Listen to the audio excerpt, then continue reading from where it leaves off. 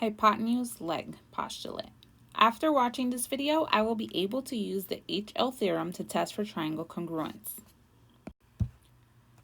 So the hypotenuse leg theorem is a very special theorem and it will only apply to right triangles.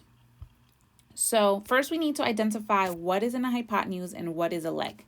Later on in geometry, we're going to learn that right triangles are really important and are pretty fundamental in things like trigonometry. And the sides of the triangle have special names. So looking at a right triangle, which we know would be right because of the little square on one of the angles, the side that is directly opposite of that right angle is considered the hypotenuse. And then the two sides that actually create the angle are known as legs. So this would be one leg down here, and this other side would be another leg. So the hypotenuse leg theorem says if the triangle is a right triangle, then we can say the two triangles are congruent if the hypotenuse is congruent and if one of the legs are congruent. So in this case, we have the hypotenuse, which is the side directly across from the right angle, and we have one of the legs congruent. Therefore, these two triangles must be congruent. So here we want to determine if the two triangles are congruent, and how do we know? So we remember that any side that is shared between two triangles would be congruent because of the reflexive property. And then we want to identify our information. So because we do have a right triangle, and we know that because of the boxes, the little squares on one of the angles, then we want to see if an HL will work. So we need to have a hypotenuse. So the hypotenuse would be the side across from the angle. So that side that is being shared is actually the hypotenuse, and because it's shared, then yes, they are congruent. So we have the H. Now we just need one of the legs congruent, and it could be either one. So we do have a leg congruent to another leg because of the tick marks. So we have the L. So we have enough information to say these two triangles are congruent because of HL.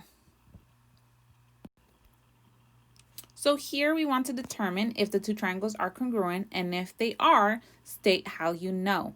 Remember, if HL is being used, it only works for right triangles, and HL represents sides.